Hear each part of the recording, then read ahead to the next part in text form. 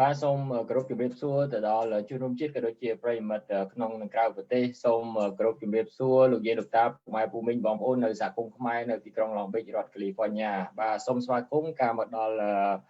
កម្មវិធី Reading Club របស់វេទិកាផ្សព្វផ្សាយសហគមន៍ដែលផ្សាយចេញពីទីក្រុង Long Beach រដ្ឋ California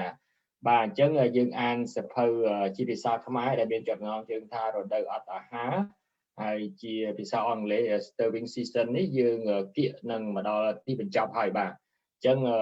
តាំងពីដើមរហូតមកដល់ពេលនេះយើងបានអានចំនួន17លើកហើយយើងមកដល់ជំពូកទី10បាទអញ្ចឹងដោយសារជំពូកទី10ហ្នឹង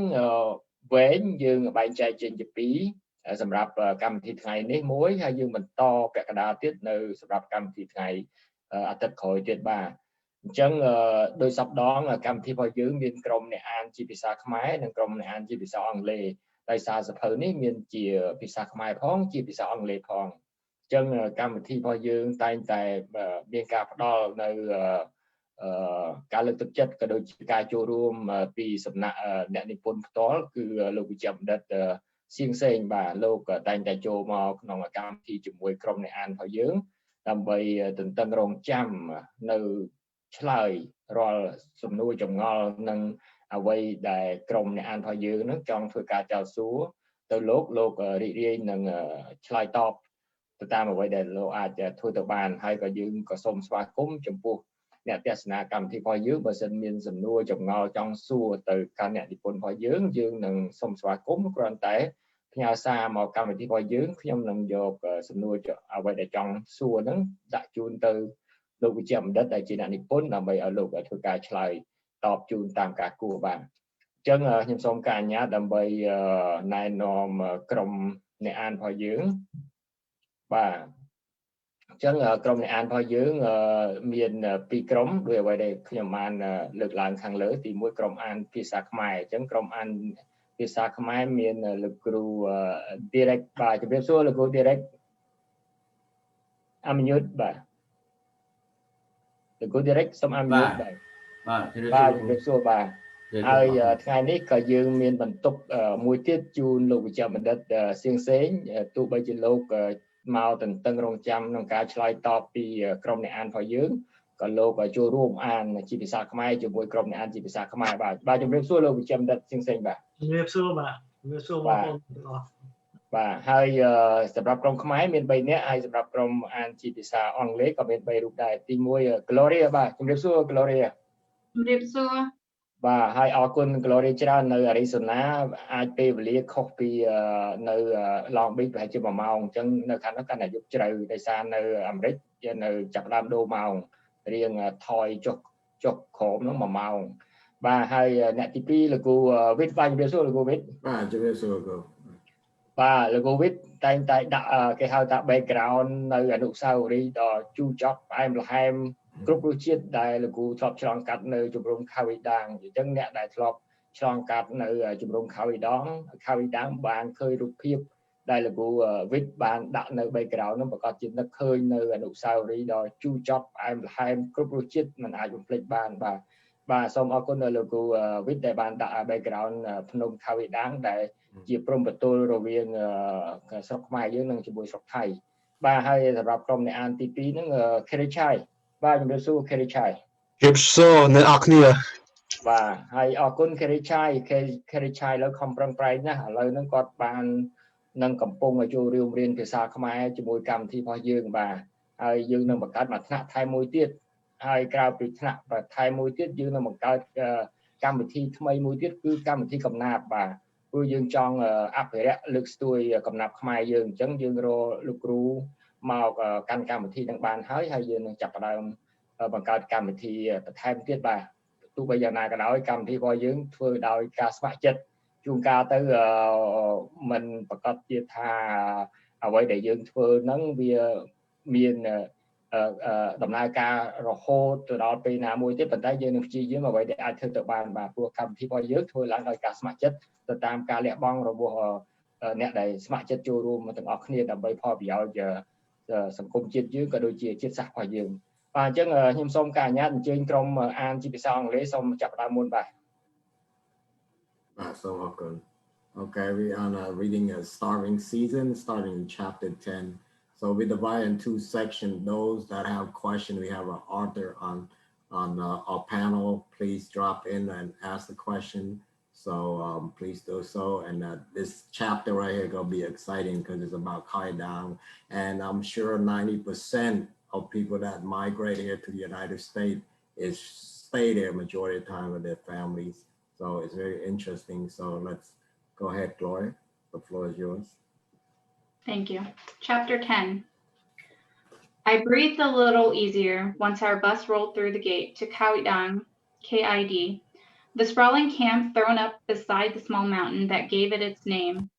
KID was located 7 miles inside the Kingdom of Thailand. We arrived on November 22nd, 1979. The camp had opened only the day before. We stepped down off the bus and looked around. Within just 7 miles, the world had changed. The very air and even the dazzling sky itself, for some reason, looked different. I knew that my life was changing too. Everywhere we looked, we saw foreigners, and the sight brought me comfort. I started to believe in luck again. For the past 4 years of my life had been filled with tragedy, starvation, death, and unknowns. A long chain of events had brought me to this camp. I felt this was what was meant to be. I belonged here. Some of the first things I noticed were the multiple hospital wards that lined both sides of the camp entrance, each with a name posted at its entryway. Nothing could describe how I felt at that moment. I thought back to the career I'd begun more than 4 years ago in Phnom Penh's medical school. The desire to be a doctor burned in me again. Any thought of building a small hut in the Cambodian countryside and planting potatoes was now dead. Srey and I, Bong Song, and my friend Jamnam were all assigned to Section 2. Srey and I were given a T number, a tracing number, signifying we were officially admitted into the camp, and we were photographed. It was the first time I had my picture taken since April 1975. In the picture, I smiled broadly.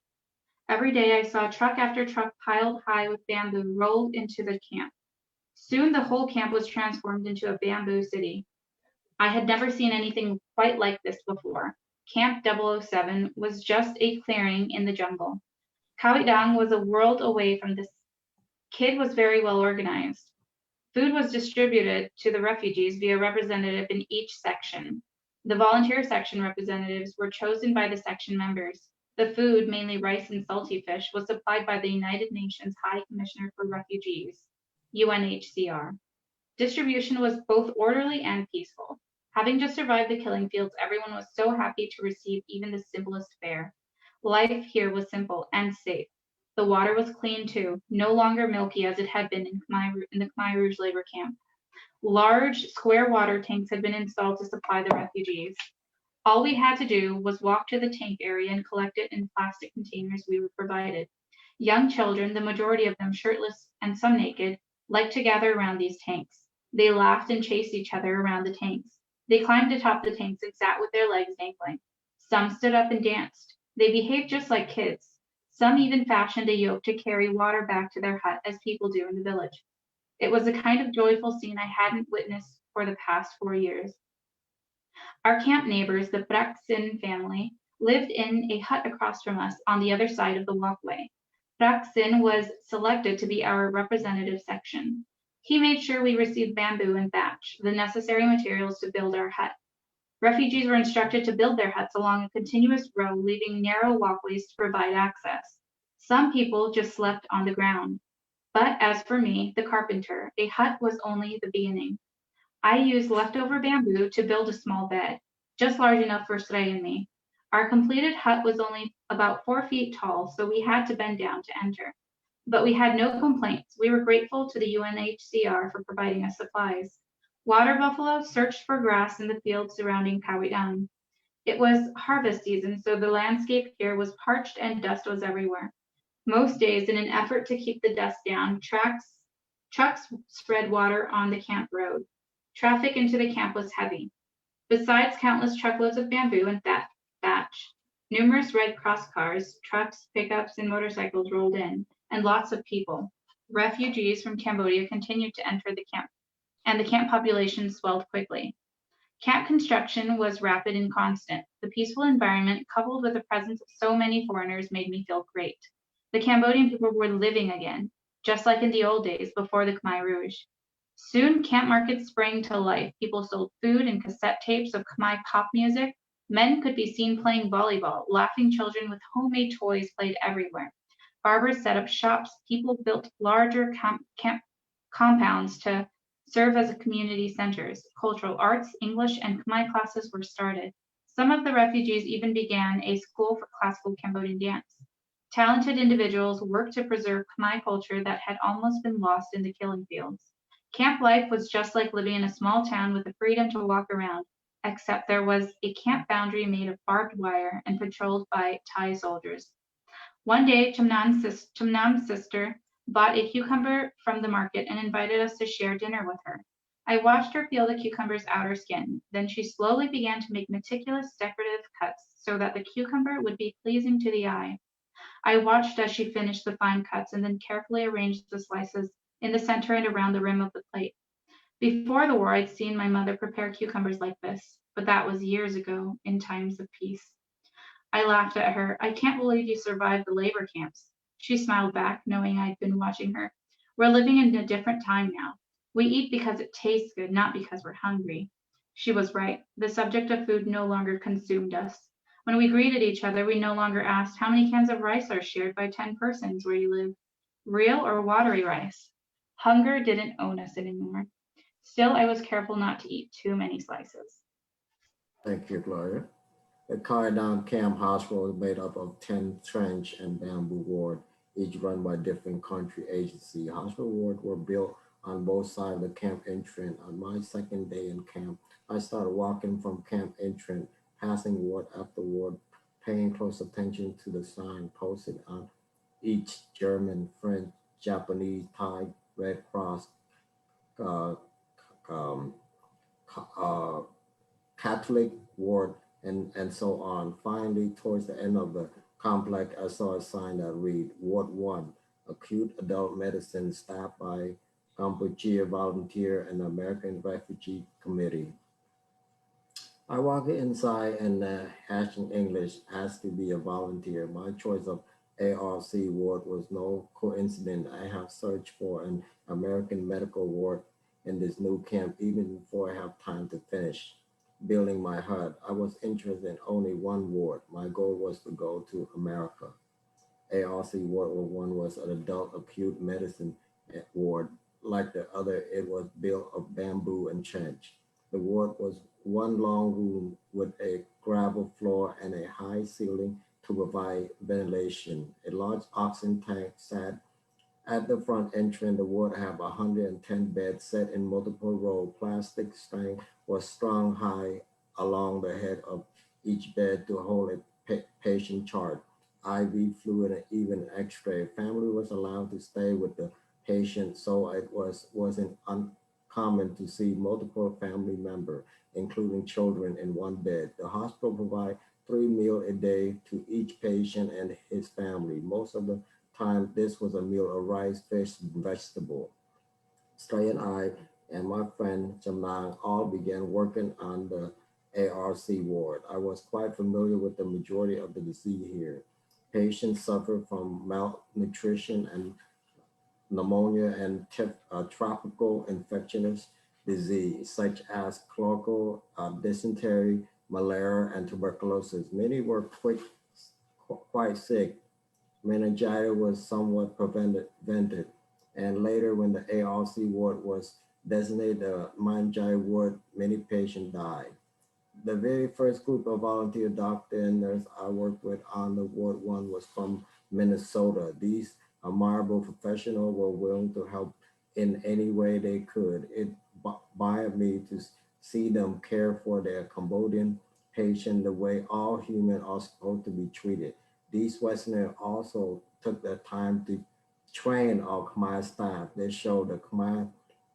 how to give injection, change dressing, and to pass medication to patients. They build an atmosphere of camaraderie with us. I noticed the American staff also play with the young children. Sometimes they brought us food from a town outside of camp. After finishing their medical round, they even took the time to teach English to us. I remember one session when a doctor taught us how to talk in English. We all just gathered around the doctor out in the open at the front of the ward. The day was hot and humid. We had no desk or chair. We stood on the dusty, hard-packed earth, but the lesson was friendly and quite fun.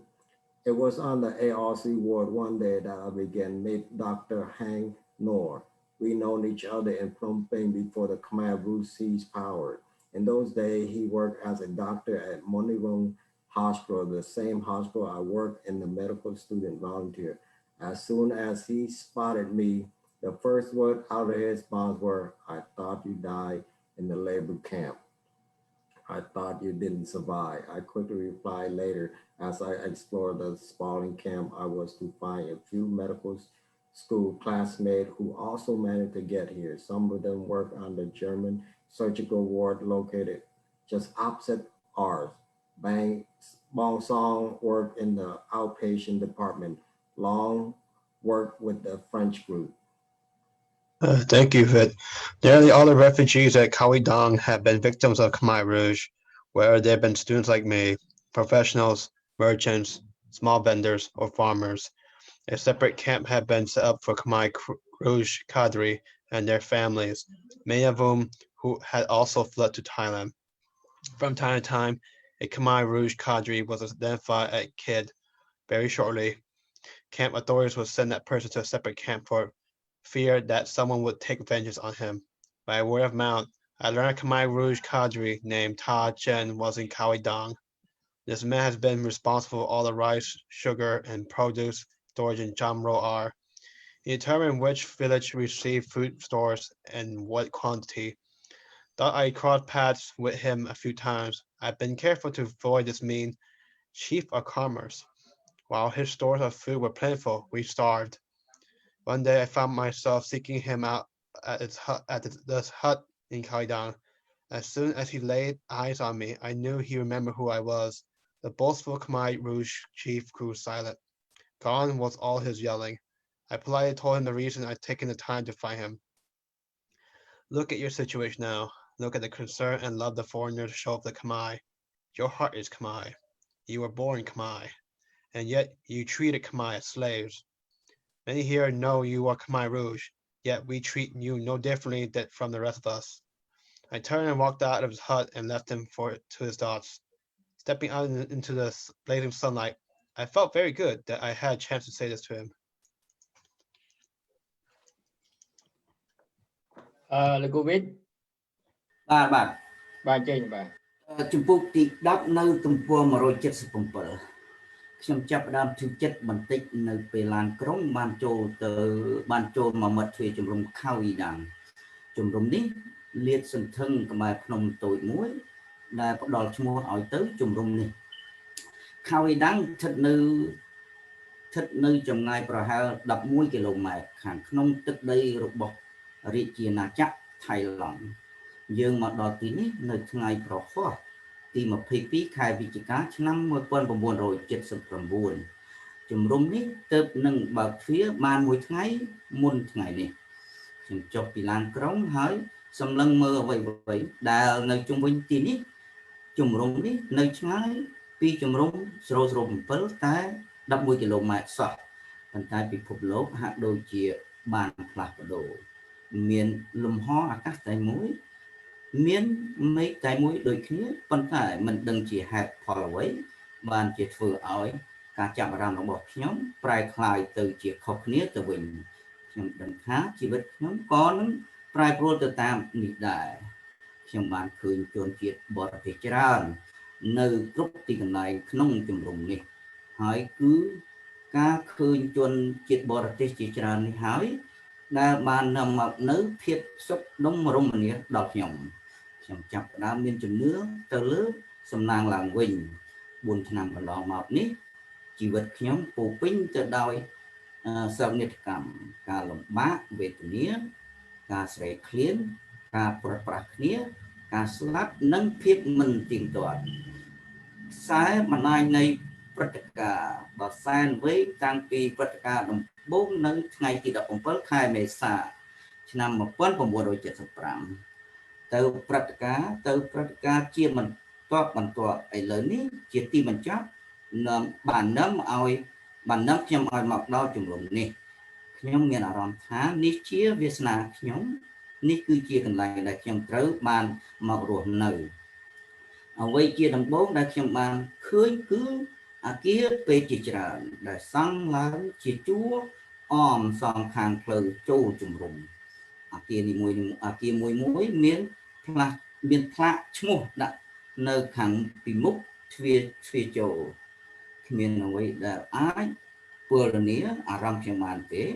នៅពេលនោះខ្ញុំនឹកទៅដល់វិជ្ជាជីវៈដែលខ្ញុំបានចាប់ផ្ដើមជាច្រើនឆ្នាំមកហើយ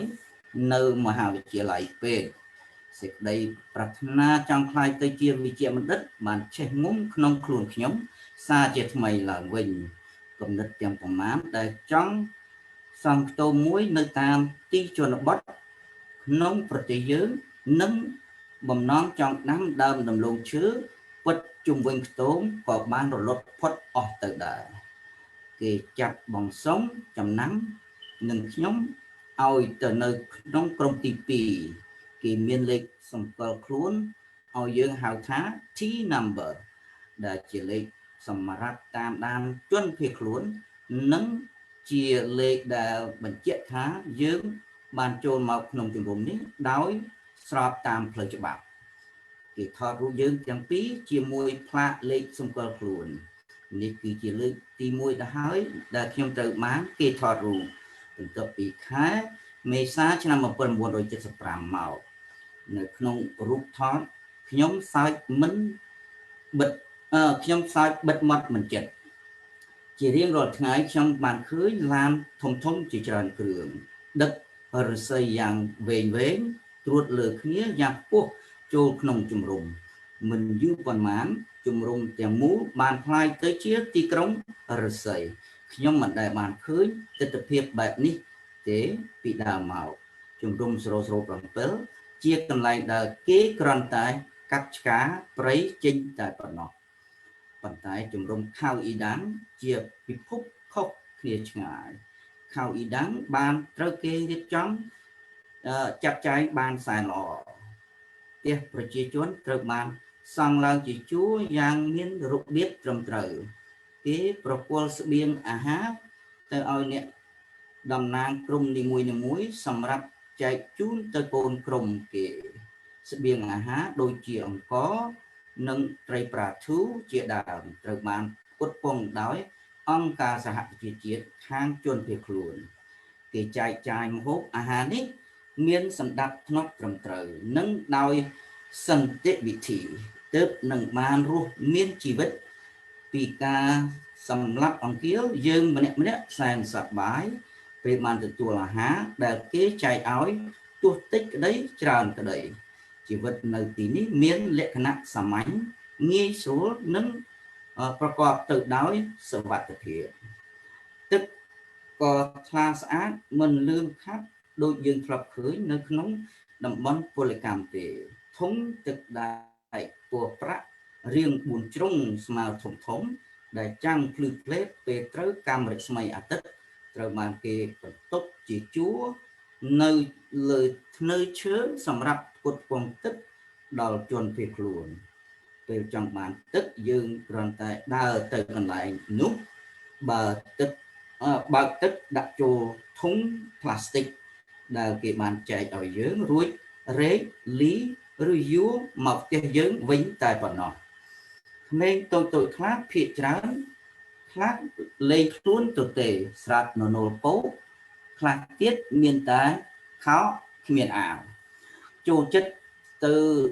នៅផ្ដុំគ្នានៅជុំគ្នានៅកន្លែងអាងទឹកនេះណាពីព្រោះវាត្រជាក់ខ្លួនពួកវាសើចលេងប្រដេញគ្នាពាសពេញជុំវិញកន្លែងនោះក្មេងខ្លះឡើងទៅពីលើអាងទឹកអង្គុយសំយងជើងចុះក្រោមហើយក្មេងខ្លះទៀតឈរពីលើអាងរំលេងយ៉ាងសែនសប្បាយពួកវាធ្វើអាកប្បកិរិយាតាមរបៀបវា ជាកូនក្មេងឪពុកម្ដាយរបស់ក្មេងខ្លះច្នៃប្រឌិតជាដងរែកសម្រាប់ឲ្យវារែកទឹកទៅទីលំនៅវិញតាមរបៀបក្មេងពីដើមរែកទឹកចូលទៅក្នុងភូមិនេះគឺជាទឹកនៅទស្សនីយភាពយ៉ាងសុខដុមរមនាដែលខ្ញុំមិនដែលបានឃើញសោះក្នុងរយៈកាល4ឆ្នាំកន្លងមកនេះប្រាក់សិននិងគ្រួសារគាត់ជាអ្នកចិត្តខាងយើងគាត់ផ្ទះគាត់នៅពីម្ខាងទៀតនៃច្រកដើរទល់មុខផ្ទះយើងគាត់ជាប្រធានក្រុមយើងគាត់ខំខ្នះខ្នែងធ្វើដូចម្ដេចឲ្យយើងជាកូនក្រុមទាំងអស់គ្នាបានទទួលឫស្សីទាំងផ្លាស្ទិកនិងសម្ភារៈដែលចាំបាច់សម្រាប់សង់ផ្ទះយើងគេបង្ហាញយើងឲ្យសង់ផ្ទះជាប់គ្នាតាមជួរដោយទុកចន្លោះតូចល្មមជាច្រកដើរចេញចូលអ្នកខ្លះ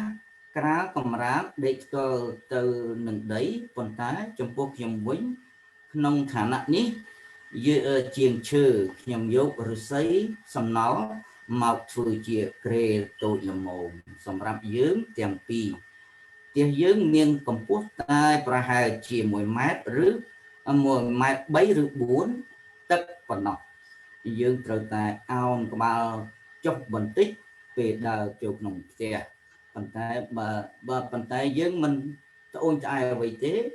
យើងសែនដឹងគុណចំពោះអង្គការសហប្រជាជាតិដែលបានឧបត្ថម្ភសម្ភារៈទាំងឡាយមកយើងសូមអរគុណលោកគ្រូ Derrick បាទខ្ញុំសូមតក្របីទឹកដើររកស្មៅនៅតាមវាលក្បែរភ្នំខាវីដាងនេះជារដូវច្រូតកាត់ដូច្នេះទេសភាពនៅទីកន្លែងនេះរៀងស្គួតបន្តិចហើយធូលីដីក៏មានពីសពេញក្នុងជំរំសឹងរាល់ថ្ងៃក្នុងការព្យាយាមបង្ក្រាបធូលីដីឡានដឹកទឹកជាច្រើនគ្រឿងបើកស្រោចទឹកលើផ្លូវក្នុងជំរំចរាចរណ៍នៅក្នុងជំរំជួនកាលមានការកកស្ទះពីព្រោះក្រៅពីឡានធំសម្រាប់ដឹកឫស្សីមានឡានក្រសួងកាកបាទក្រហមឡានធំផ្សេងទៀតឡានដឹកជញ្ជូនតូចនិងថែមទាំងម៉ូតូផងជាមួយគ្នានោះជនភៀសខ្លួនថ្មីទៀតមកពីប្រទេសកម្ពុជាក៏បានចូលមកកាន់ច្រើនឡើងបណ្ដាលឲ្យចំនួនប្រជាជននៅក្នុងជំរំនេះរីកកើនឡើងយ៉ាងឆាប់រហ័ស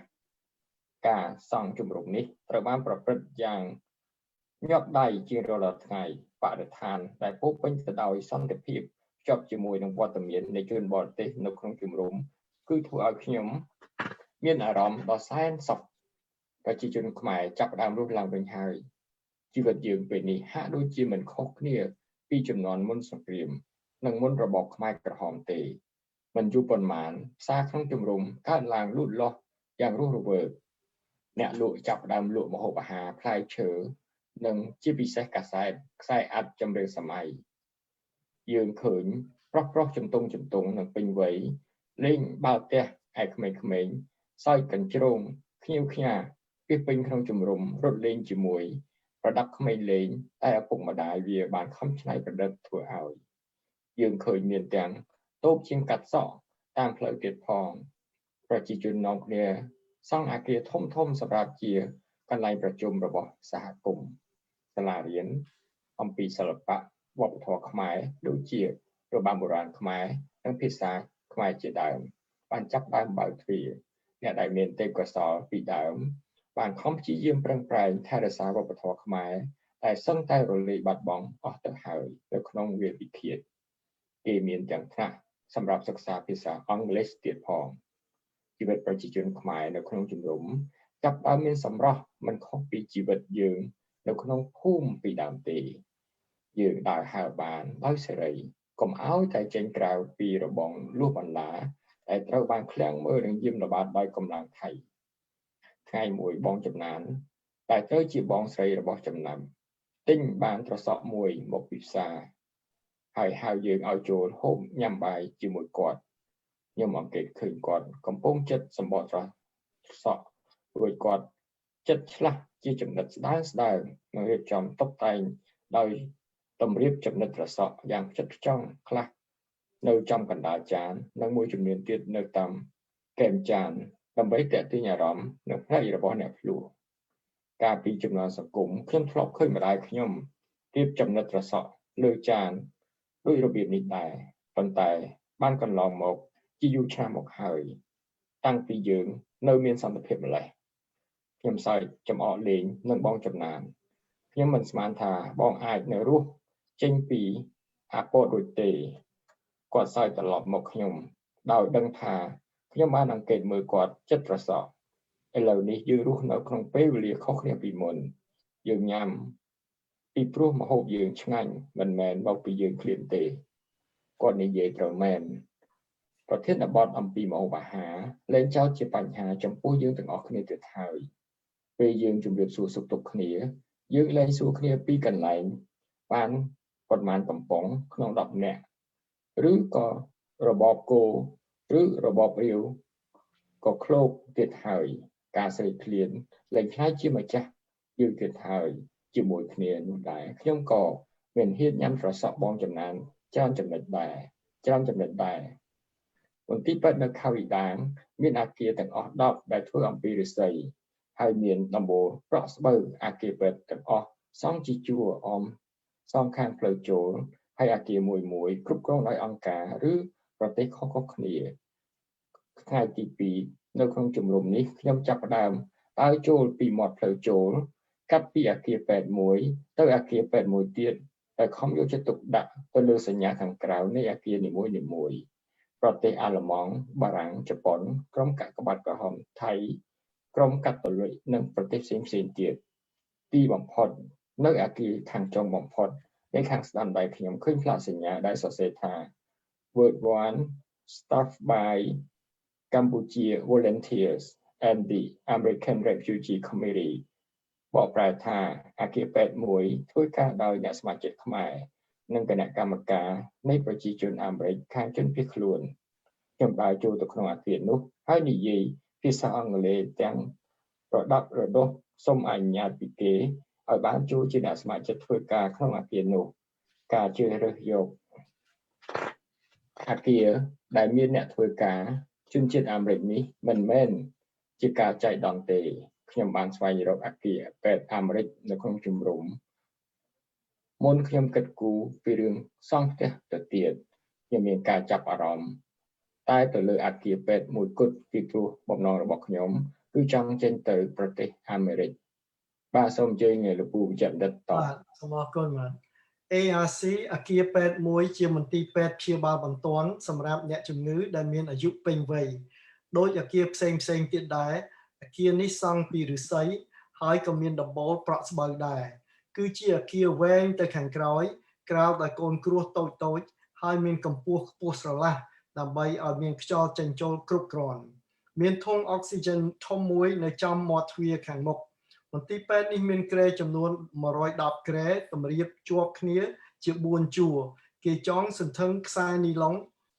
លើក្បាលគ្រែយ៉ាងខ្ពស់ល្មមសម្រាប់ចងព្យួរបានកំណត់ហេតុរបស់អ្នកជំងឺទឹកសេរ៉ូមនិងជួនកាល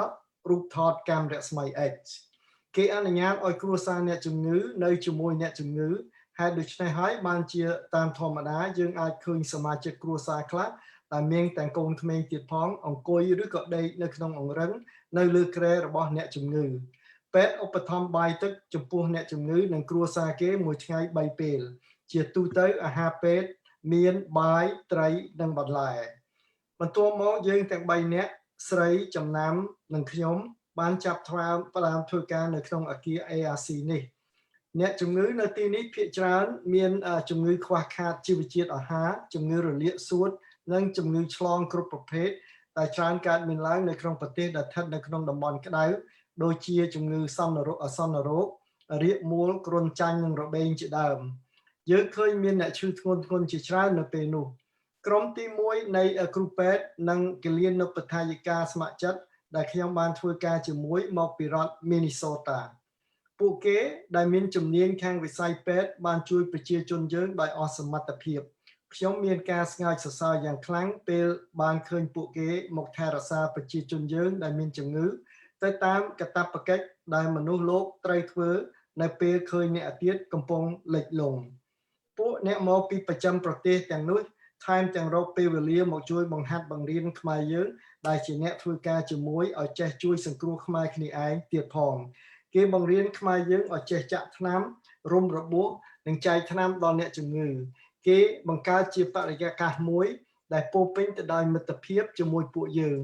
ពួកគេខ្លះទៀតប្រឡែងលេងជាមួយពួកក្មេងៗដូចជាធ្លាប់បានស្គាល់គ្នាពីដើមមកជួនកាលគេយកចំណីអាហារពីកន្លែងគេស្នាក់នៅមកចែកចាយឲ្យពួកយើងទៀតផង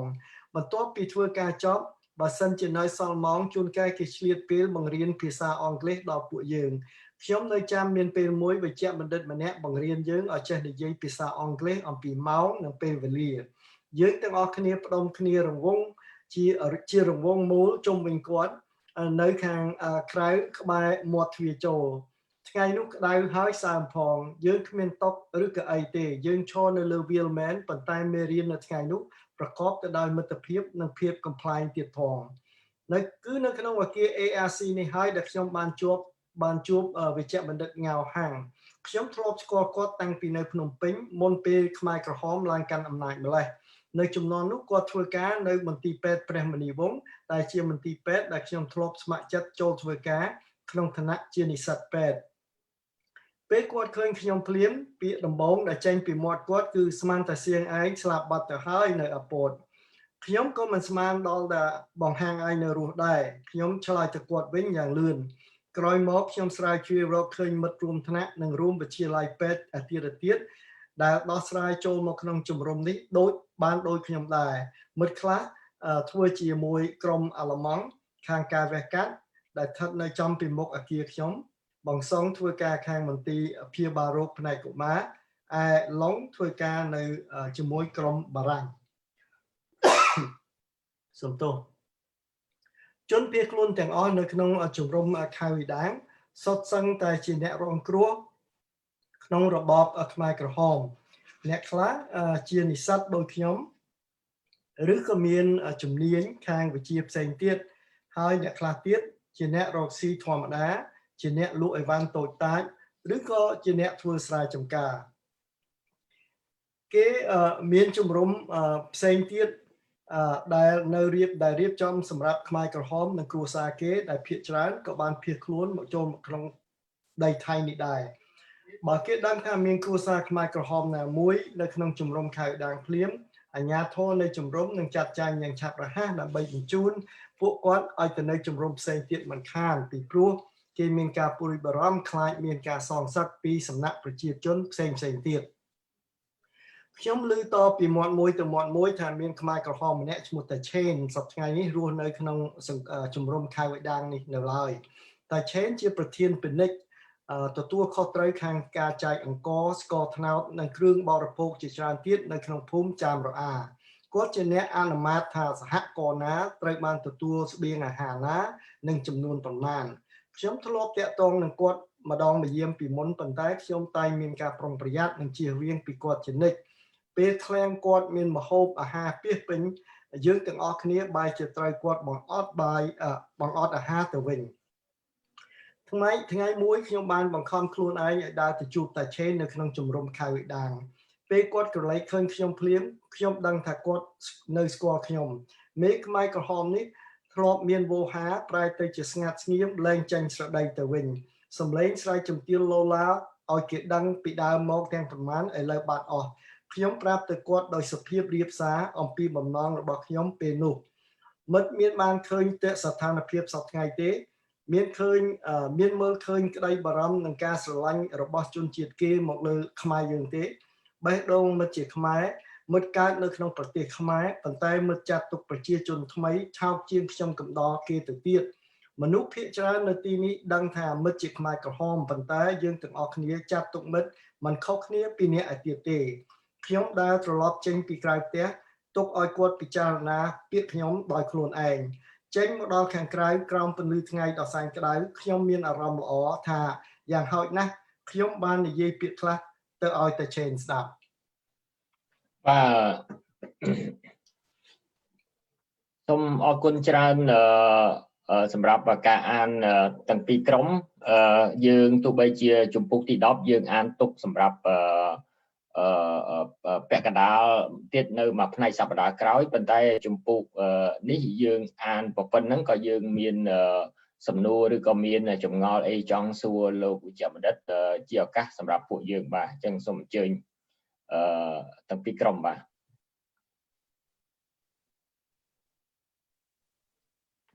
I have a question. So with all the foreign volunteers that came through to Kawidang, were there any sort of therapists there to provide any sort of therapy to the Khmer people? Yes, the hospital ward that I described, they are really hospital, and the hospital was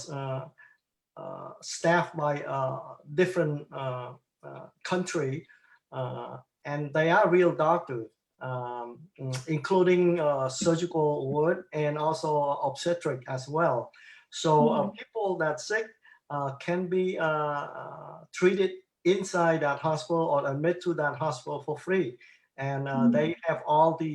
medication and all the they even have chest X-ray done too. X-ray department, they can do that too. So it's kind of sophisticated enough to help us at that time, particularly people that malnourished, because they now supplying food in the hospital 3 times a day, and family that attend the patient there also receive the food as well. So it's I think it was a very it is a very good system that in terms of health-wise providing to all the refugees there. And was there help with those who may have had mental illnesses as a result of the? Oh, you're talking about mental. I'm not quite sure at that time because I'm mainly working in acute medicine ward. But I can tell you that those days, likely, you probably don't see that a whole lot. The reason is because we now just came out of the time that so bad, and now even in the refugee camp is bad,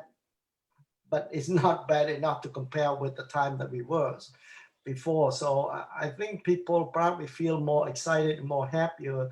rather than depressed. I'm sure there's definitely we have people that have post-traumatic stress disorder and all this thing, and seeing other family happy and they don't have a family with them. I'm sure they do have some mental illness, but I do not know for sure. Do they have the hospital or clinic or something that are dealing with this mental illness? Okay, thank you. Yeah. All right, thank you. Doctors, when you're working at the camp, majority of those that stay at the hospital, what do they have majority of the time of an ailment? Majority of the time is malnourishment, those because we just came out of the starvation. So therefore you see quite a bit, particularly on the children. And we have many children that could not see because they are short of vitamin A, so they're no longer able to see. So those are quite drastic. You know, you see them, you feel so sad about that. But other than that, mainly infectious disease, particularly tuberculosis or cholera or dysentery that I described. And we do have a few patients that have a heart problem. We have one patient who have a malformation of the heart from birth, and she's so anemic, and later on was sponsored to America and had the surgery done for her. So yeah, majority is mainly what we call tropical illness and malnourishment. Okay. Yes, I was a kid at that time. I was treated in one of those wards. Actually, I stayed there for many months from a rare form of tuberculosis to the sponge, what's called pot disease. Yes. POTTS. And this is a rare form of tuberculosis. As I was staying there, to get x-ray done. They sent me to Bangkok almost like weekly on the bus. I would get so tired. Yeah, because they couldn't understand why I am got so weak and sick. They couldn't find the problem was at that time. Anyway, it was interesting that you say it was tuberculosis. Yes, great. Yeah, we have pot disease too in my ward at that time in Kavidang. We have a guy who had pot disease, but he's still able to ride bicycle. So they teach him how to ride bicycle, but his pot disease, sometimes we call it as a bamboo spine. Like you can't bend it just straightforward, so we can see that he's quite awkward how to ride bicycle, but he did it. But he's not paralyzed. Not paralyzed. Yeah. Yes. Yeah. Thank you, doctor. Thank you. Kerry? Try to think of one.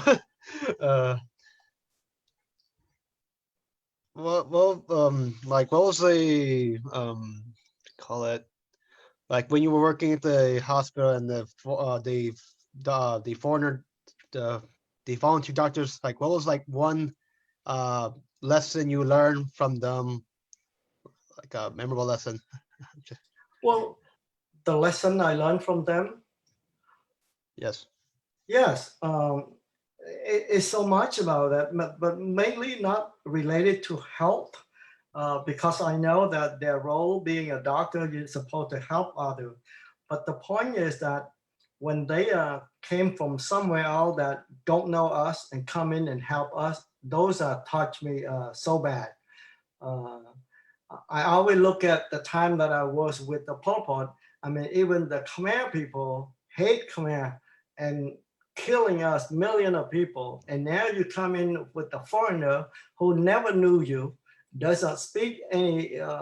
language like you, and yet they be so care about helping you, not just everything else, but medical too. It's just like amazing. Like I described that some of the American nurses, they play around with our kids, the children, and it's just like you don't see that often, you don't see that. So I was so impressed is not the right word, but I felt thankful to see them coming in. I think the presence of the foreigner at that time is the thing that made me feel very, very comfortable staying in the refugee camp Kavidang. Yeah. Okay, thank you, Kerry. Good, Derrick. បាទលោកគ្រូខ្ញុំសួរភាសាខ្មែរទៅនៅពេលដែលលោកគ្រូធ្វើការនៅមន្ទីរពេទ្យហ្នឹងបែកខាងហ្នឹងតើលោកគ្រូគេជនបរទេសដូចជាដុកទ័រមកពីប្រទេសក្រៅហ្នឹងគេ communicate ជាភាសាអីដែរលោកគ្រូភាគច្រើនពួកហ្នឹងគេ communicate អង់គ្លេសបារាំងបាទនៅកន្លែងខ្ញុំពីព្រោះជា American word ទាំងអស់គ្នាគ្រូពេទ្យទាំងអស់និយាយភាសា English យើងមានខ្មែរយើងខ្លះដូចបងមួយគាត់ធ្វើការនៅ pharmacy ហើយបងមួយទៀតខ្ញុំនឹកមិនឃើញរឿងឈ្មោះគាត់ចេះអង់គ្លេសច្រើនជាងខ្ញុំហើយគាត់ជាអ្នកបកប្រែជាបកប្រែនៅក្នុងជំរំនៅកន្លែងនោះបណ្ដោយហើយខ្ញុំកាលហ្នឹងនៅចេះអង់គ្លេសនៅតិចតួចឡើយប៉ុន្តែខ្ញុំអាចមើលសភៅពេទ្យខ្ញុំអាចយល់ខ្លះព្រោះសភៅពេទ្យវាជាឡាតាំងយកទៅជាអង់គ្លេសហើយបារាំងមើលកន្លែងខ្លះស្តីគ្នាជាពិសេសពាក្យពេទ្យហើយដូចខ្ញុំនិយាយចឹងជួនកាលគាត់បង្រៀនគ្នាយើងឲ្យនិយាយភាសាអង់គ្លេសឲ្យដូចជាមើលម៉ោងមើលអីចឹងបាទសូគាត់និយាយទាំងអស់សិតអង់គ្លេសបើពួកអ្នកនៅខាងមុខគឺនិយាយពួកអាល្លឺម៉ង់គឺថាពួកហ្នឹងនិយាយអាល្លឺម៉ង់សូអ្នកខ្លះចេះអាល្លឺម៉ង់គេរៀននិយាយអាល្លឺម៉ង់ទៅប៉ុន្តែពួកអាល្លឺម៉ង់ភាគច្រើនក៏ចេះអង់គ្លេសដែរហើយមានកន្លែងមួយទៀត word មួយទៀតបារាំងសុទ្ធហ្មងនោះសិតតែបារាំងហើយបារាំងភាគច្រើនបងប្អូនយើងចេះបារាំងច្រើនណាសូមិនសូវមានបញ្ហាប្រហែលទេខាង word បារាំងបាទសូមអរគុណលោកគ្រូ Derrick លោកពូខ្ញុំមានសំណួរ2បាទសំណួរទី1តាមអ្វីដែលយើងបានអានកាលពី chapter 9 ជំពូកទី9ជំរំខាវីដាងនេះ ពីណាក៏ចង់មកដែរប៉ុន្តែមិនប្រកាសថាបានចូលមកស្រួលទេវាមានការតឹងតែងខ្ញុំចង់ឲ្យលោកពូជួយបញ្ជាក់បន្តិចថាតើដើម្បីមានសិទ្ធិចូលទៅក្នុងជំរំខាវីដាងក្រៅពីយើងជាអ្នកជំងឺហើយនឹងក្រុមគ្រួសារអ្នកជំងឺតើមានវិធីណាស្របច្បាប់ដើម្បីចូលទៅជំរំខាវីដាងបានទី1សំណួរទី2អ្វីដែលខ្ញុំអានមកជំពូកទី10នេះលោកពូក៏បានធ្វើការបញ្ជាក់ដែរមិញថាបើសិនខ្មែរឬក៏អ្នកដែលមកក្នុងជំរំខាវីដាងណាដឹងថាមានអតីតកម្មាភិបាលឬក៏អ្នកដែលធ្វើការក្នុងរបបខ្មែរក្រហមនឹងណាមួយរាយការណ៍ជូនអ្នកជំរំអ្នកចាត់ចែងជំរំហ្នឹងគេនឹងបញ្ជូនពួកគាត់ចេញទៅវិញខ្លាចមានការសងសឹកបង្ហូរឈាមរវាងគ្នានឹងគ្នាប៉ុន្តែលោកពូបានជួបជាមួយនឹងតាឆេងហ្នឹងការនៅក្នុងរបបបល្ល័យពូជសាសន៍ប៉ុលពតហ្នឹងគាត់ជាមេសហករណ៍គាត់ជាអ្នកកាន់ភស្តុភារចាត់ចែងរឿងស្បៀងអាហារហ្នឹងហើយគាត់ដោយអ្វីលោកពូរាយរាប់ហ្នឹងគឺក្អេងក្អាងហើយមិនផ្ដល់នៅការឧបត្ថម្ភហូបចុកឲ្យបានគ្រប់គ្រាន់ទេប៉ុន្តែសាប់មកដល់បែកពីរបបបល្ល័យពូជសាសន៍គាត់បានចូលមកក្នុងជំរំខាវីដាងដែលយើងគិតថាជាជំរំមួយតឹងតែងមិនចេះឲ្យចូលមកបានហើយអ្នកណាដឹងថាធ្លាប់ធ្វើជាកម្មាភិបាលឬក៏អ្នកដែលបម្រើក្នុងរបបហ្នឹងគេនឹងជំនះចេញវិញប៉ុន្តែហេតុអីបានតែតាឆេងហ្នឹងនៅតែមកអាចនៅក្នុងជំរំនោះបានហើយកាន់ទូនទីមួយដូចអ្វីដែលគាត់កាន់នៅកាលពីសម័យរបបបល្ល័យពូជសាសន៍ទៀតអញ្ចឹងចំណុចនេះគួរឲ្យមានការចាប់អារម្មណ៍ហើយចង់ឲ្យលោកពូជួយបកស្រាយកន្លែងហ្នឹងពីចំណុចហ្នឹងបាទសូមក្រុមជឿលោកពូបាទទីមួយរឿងសិទ្ធិចូលមកក្នុងខេត្តវីដាងគឺថាខ្ញុំមិនបានដឹងទេតើគេគាត់ដឹងថាពេលចំនួនខ្ញុំគឺថាដើម្បីឲ្យចូលបានតើតែមានបងប្អូនដែលតាក់ទងដែលមានជំងឺហើយគេដឹកមកទាំងបងប្អូនទាំងអ្នកជំងឺហ្នឹងមកតែម្ដងប៉ុន្តែដល់ក្រោយមកទៀតគឺថាចូលមកខេត្តវីដាងវាស្រួលជាងជំនាន់ពួកខ្ញុំបន្តិចប៉ុន្តែខ្ញុំមិនដឹងថាគេមានអ្វីដែលបាទសិតចូលមកស្អីខ្លះគឺខ្ញុំអត់ដឹងបាទអត់បានដឹងរឿងហ្នឹងទី2រឿងដែលខ្មែរក្រហមមកនៅក្នុងខេត្តវីដាងដោយបងឯងនិយាយចឹងគឺថាកាលណាអាជ្ញាធរថៃគេដឹងគឺថាគេត្រូវបញ្ជូនគាត់ទៅជំរំមួយទៀតប៉ុន្តែជួនកាលដោយបងប្អូនយើងដឹងស្រាប់ហើយជួនកាលគាត់មកអត់ណាដឹងអត់ណាស្គាល់គាត់ហើយខ្ញុំ happen to ស្គាល់គាត់ and ទាំងអស់គ្នាដែលមានគ្នាច្រើនគួរសមដែរនៅភូមិចៅអាពេលមកដល់ជំរំខេត្តវីដាងហ្នឹងឥឡូវបែកគ្នាអស់ប៉ុន្តែលឺសូរអញ្ចឹងបានខ្ញុំទៅជួបប៉ុន្តែគាត់អត់មានបានធ្វើអីគាត់ជាមិនមែនជាធ្វើខាងពាណិជ្ជអីទៀតទេពេលនៅជំរំខេត្តវីដាងគាត់គឺថាជាអ្នកនៃប្រជាជនធម្មតាជាប្រជាជនជាភៀសខ្លួនធម្មតាបាទពេលខ្ញុំជួបគាត់គឺថាគាត់អត់មានងើបមុខនិយាយជាមួយខ្ញុំទេគាត់ដាក់មុខចុះរហូតអីឡើងនិយាយឡើងស្ដីទាំងអស់មកពេលខ្ញុំនិយាយជាមួយគាត់ក៏អត់មាននិយាយអីមួយម៉ាត់ទេខ្ញុំក៏ជម្រាបខ្ញុំគ្មានបំណងអីទៅធ្វើបាបគាត់ដែរគ្រាន់តែចង់ឲ្យគាត់គិតបន្ទាប់ពីខ្ញុំចេញមកវិញថាហេតុបីគាត់មានគំនិតធ្វើបាបបងប្អូនយើងដែលជាឈាមជ័រដូចគ្នាហើយឥឡូវមកឃើញគេជនជាតិបរទេសមកជួយពួកយើងគេមិនដឹងមានញាតិមិនជាប់ញាតិជាប់មិត្តអីយើងផងហើយគេមកជួយយើងដែរហើយខ្ញុំជឿថាគាត់ប្រហែលជាគិតពីរឿងហ្នឹងហើយខ្ញុំក៏មិនបានដឹងដែរថាបន្ទាប់មកគាត់តែគេបញ្ជូនទៅកន្លែងណាផ្សេងទៀតក៏ខ្ញុំអត់ដឹងដែរណាព្រោះយើងអត់ដឹងព្រោះខ្ញុំជឿថាជួនកាលបន្ទាប់ពីគេដឹងហើយគេប្រហែលជាត្រូវតែជូនគាត់ចេញប៉ុន្តែខ្ញុំមិនដឹងព្រោះខ្ញុំចេញឆាប់ពេលខ្ញុំនៅខេត្តដាំងបានមក6 7ខែខ្ញុំចេញបាទសូមអរគុណច្រើនលោកពូបាទអូខេ so next round ខ្ញុំមានសំណួរមួយទៅបងប្អូនយើងនៅវិញពីព្រោះសង្ហឯធ្លាប់នៅខេត្តវីដាងនិងវិតធ្លាប់នៅខេត្តវីដាងហើយលោកគ្រូក៏នៅខេត្តវីដាងខ្ញុំចង់ដឹងថាតើរបៀបដែលខ្ញុំរៀបរាប់ពីខេត្តវីដាងហ្នឹងពិតទេក៏ខុសគ្នាយ៉ាងម៉េចហើយក៏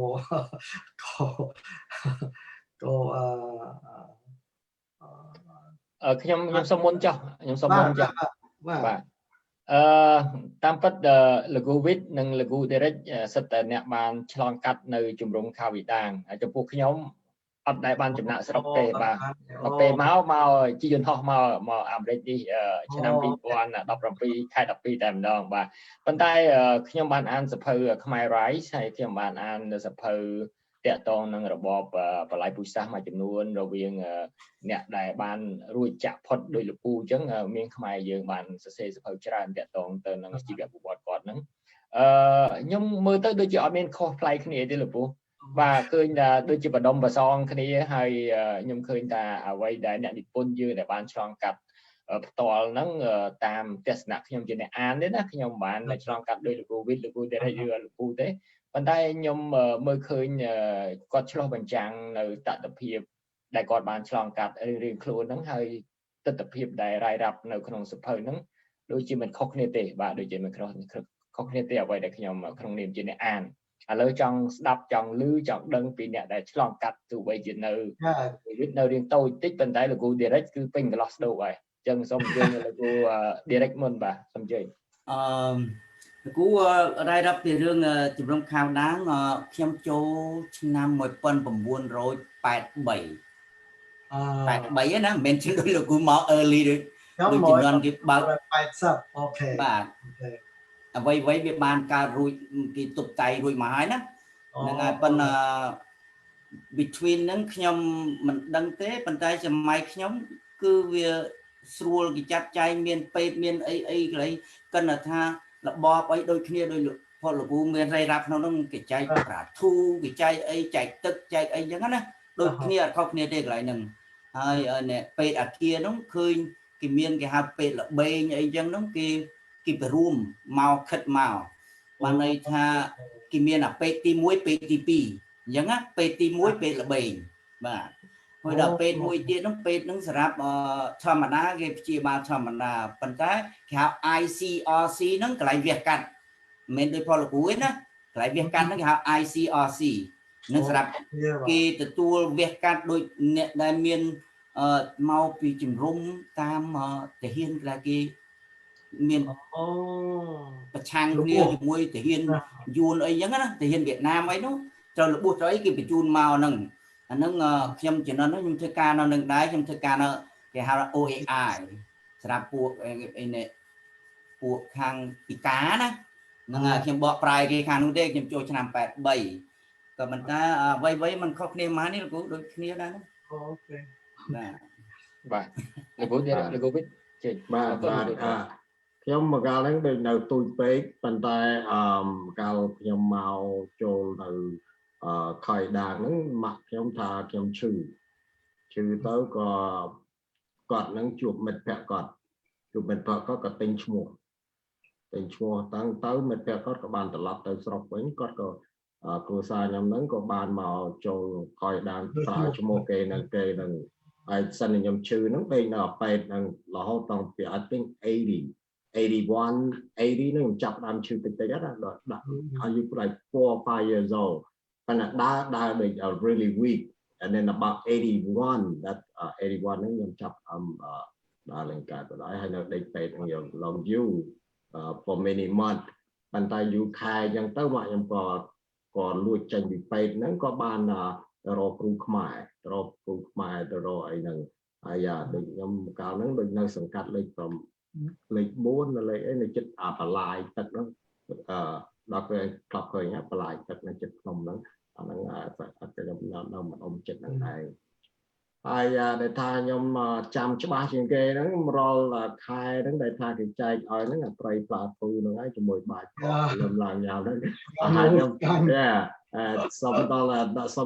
ល់ថ្ងៃនេះក៏ខ្ញុំចាប់ចិត្តក្នុងម្ហូបហ្នឹងដែរហើយល្បិចដូចអាហ្នឹងដូចម្ហូបដែលថាខ្ញុំចូលចិត្តជាងគេតែចំណហ្នឹងព្រោះបានអាហ្នឹងឆ្កាញ់អស់មកតែហើយមួយទៀតហ្នឹងខ្ញុំមកអាមេរិកនេះដូចថាបានអាយុ10អមិន10ទេក្មេងដែរហើយខ្មែរក៏ខ្ញុំមិនសូវចេះច្បាស់មកអង់គ្លេសគាត់ចេះច្បាស់ពិបាកដល់ហើយខ្ញុំមិនដែររៀនខ្មែរទេហើយខ្ញុំនិយាយភាសាខ្មែរដើម្បីខ្ញុំដូចថាចប់ high school ហើយចប់ខ្ញុំចង់ចេះភាសាខ្ញុំ ដើម្បីមើលកនចិនកនថៃដែលបោះប្រែជាខ្មែរហ្នឹងប៉ុន្តែខ្ញុំអាសាទៅស្រុកខ្មែរមួយឆ្នាំម្ដងតាំងពី2000តាំង2000 2001ដល់2013ខ្ញុំសុទ្ធទៅប្រពន្ធខ្ញុំបានជួបប្រពន្ធប៉ុន្តែនៅចំនួនហ្នឹងពិបាកក៏មិនពិបាកស្រួលក៏មិនស្រួលដែរដូចនៅថៃហ្នឹងវាសប្បាយមួយយ៉ាងប៉ុន្តែខ្ញុំចាំច្បាស់ជាងគេសប្បាយជាងគេនៅជន់បុរី transition station because you know why because every week they play the James Bond movie at the outdoor theater that's my first movie that I seen as American movie James Bond 007 he died now just passed a couple of days ago Sean Connery so yeah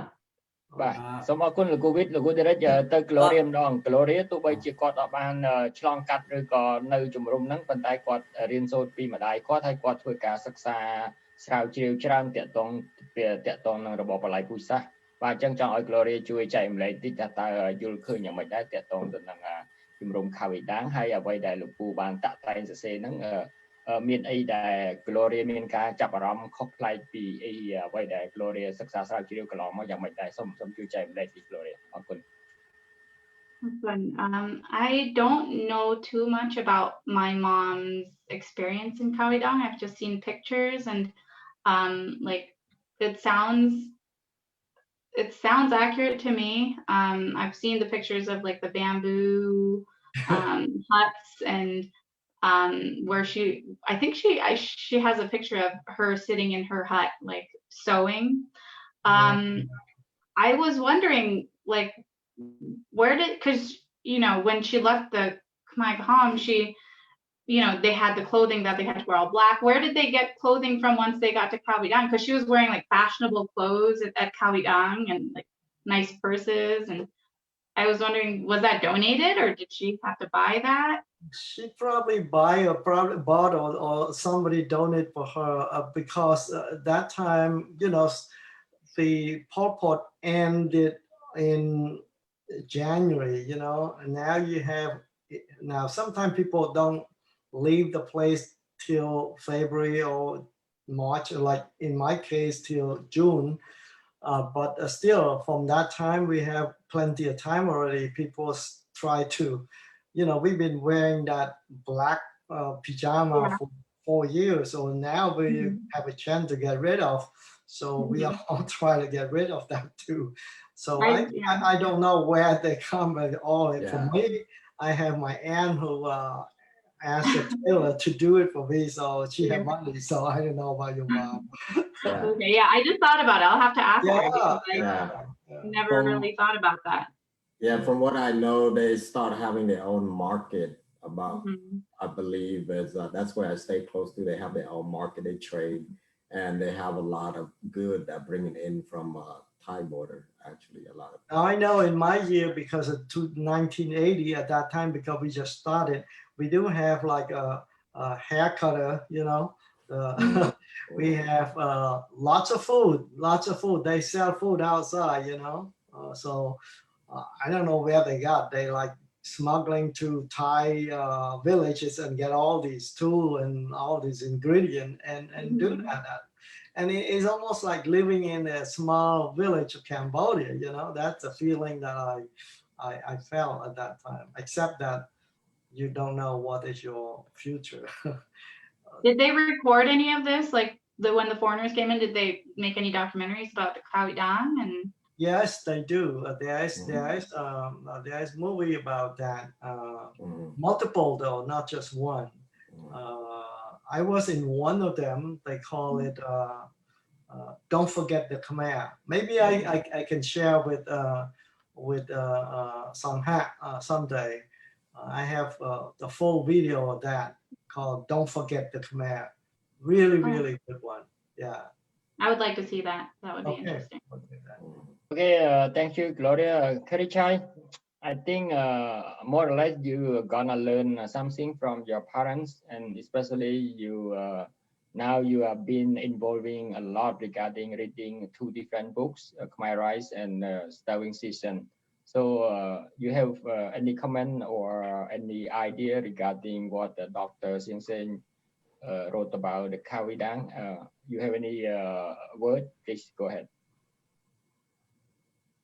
Wait, mate, you have any comments or what? Whatever you want to say about Kawidang. I don't know what to say other than have like maybe just 2 more questions. That's it. Okay. All right. Yeah, I don't know anything about Kawidang from my parents. They don't talk about it. The Okay. Khmer Rouge at all. Maybe we can go together after COVID-19. Yeah. Okay, Lepo, before we ending our program, please give us a few bullet points for taking away for the half of chapter 10. Yeah. Sure. ពេលខ្ញុំជាប់នៅអពតខ្ញុំគិតថាជីវិតខ្ញុំផ្លាស់ប្ដូរប៉ុន្តែពេលខ្ញុំបានមកដល់ខាវីដាងខ្ញុំជឿថាជីវិតខ្ញុំក៏ចាប់ផ្ដើមផ្លាស់ប្ដូរដែរប៉ុន្តែលើកនេះវាបានផ្លាស់ប្ដូរទៅខាងខាតវាខាតប្ដូរទៅខាងចំណេញបានន័យថាផ្លាស់ប្ដូរទៅរកភាពប្រសើររុងរឿងខ្ញុំមានអារម្មណ៍ថាទំព័រជីវិតទំព័រថ្មីនៃជីវិតខ្ញុំនឹងចាប់ផ្ដើមជាពិសេសពេលខ្ញុំបានឃើញមន្ទីរពេទ្យអាហ្នឹងវាសំខាន់មែនទែនដែលឥឡូវមានគ្រូពេទ្យដែលមានចំណេះវិជ្ជាពិតប្រាកដត្រឹមត្រូវមកធ្វើការនៅក្នុងមន្ទីរពេទ្យមិនមែនដូចពេទ្យកុមារហើយគឺនៅពេលនោះហើយដែលខ្ញុំរភើបចិត្តមែនទែន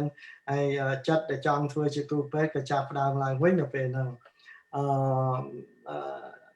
ប៉ុន្តែដោយបងប្អូនទាំងសាជំរុំភៀសខ្លួនជាទីស្នាក់ការបណ្ដោះអាសន្នមិនមែនជាកន្លែងសម្រាប់យើងរស់នៅមួយជីវិតយើងជីវិតយើងវាផ្លាស់ប្ដូរជានិច្ចទៅតាមកលៈទេសៈនេះទៅតាមបន្ទាប់ពីខ្ញុំរៀនសូត្រក្រោយមកការសំខាន់គឺថាយើងត្រូវចេះឆ្លៀតយកឱកាសដែលផ្ដល់មកយើងទៅធ្វើជាអ្វីៗដែលយើងចង់បានឧទាហរណ៍ពេលខ្ញុំនៅជំរំភៀសខ្លួនហ្នឹងគឺថាខ្ញុំស្ម័គ្រចិត្តចូលទៅធ្វើការក្នុងមន្ទីរពេទ្យហ្នឹងថ្ងៃទី2តែម្ដងហើយគំនិតគឺខំរៀនសូត្រភាសាអង់គ្លេសជាសារថ្មីឡើងវិញដើម្បីត្រៀមខ្លួនចាំទៅប្រទេសទី3ទោះបីជាយើងមិនដឹងជាពិតប្រាកដថានឹងបានទៅឬក៏មិនបានទៅប៉ុន្តែយ៉ាងហោចណាស់គឺតែយើងឆ្លៀតយកឱកាសហ្នឹងរៀនស្អីមួយកុំឲ្យយើងនៅស្ងៀមអត់ធ្វើអីទាំងអស់បាទជាអង់គ្លេសខ្ញុំសូមនិយាយថា after a few months after I was in the labor camp I knew my life changing but now getting to live in Kawidang a legal refugee camp I knew my life was going to change too but this time is for the better I felt that my new chapter was started especially when I saw the hospital that were lined up the road and the desire to become a doctor was in me again. But as you know, living in the refugee camp was always a temporary situation. So long as you're still in the camp, your life will still temporary. But I had at that time plenty of hope. But life is always changing. However, every door that opened for you, you should take the full advantage of that. I volunteered to work in one of the hospitals on my second day, and I learned a new language preparing myself for the next chapter, although I did not know when I would be going to the third country. But I think you have to take advantage of all opportunity that are given to you. That's a lesson. បាទសូមអរគុណសាជាថ្មីចំពោះលោកគ្រូវិទ្យលោកគ្រូ Derrick Gloria Kerry Chhay ក្រុមអ្នកអានភាសាខ្មែរភាសាអង់គ្លេសជាពិសេសសូមអរគុណលោកគ្រូប្រចាំដិតSeang Sengដែលបានចូលរួមក្នុងកម្មវិធីរបស់យើងដើម្បីធ្វើឲ្យកម្មវិធីយើងបន្តដំណើរការតទៅមុខទៀតបាទសូមជូនពរឲ្យសុខភាពល្អទាំងអស់គ្នាហើយយើងរួមដៃគ្នាដើម្បីបញ្ចប់ការអានរបស់យើងសភៅខ្មែរ Stirring Season ឬក៏រដូវអត់អានឲ្យចប់ហើយសូមជូនពរដល់ជនរួមជាតិឬក៏អ្នកទស្សនាកម្មវិធីរបស់យើងដែលតាមដានកម្មវិធីរបស់យើងអញ្ចឹងកម្មវិធីរបស់យើងមកដល់ទីបញ្ចប់ហើយយើងជួបគ្នានៅសប្តាហ៍ក្រោយទៀតបាទអញ្ចឹងសូមអរគុណសូមជម្រាបលាប៉ុណ្ណឹងបាទសូមជម្រាបលា Goodbye everyone. អរគុណសូមអរគុណ Bye bye.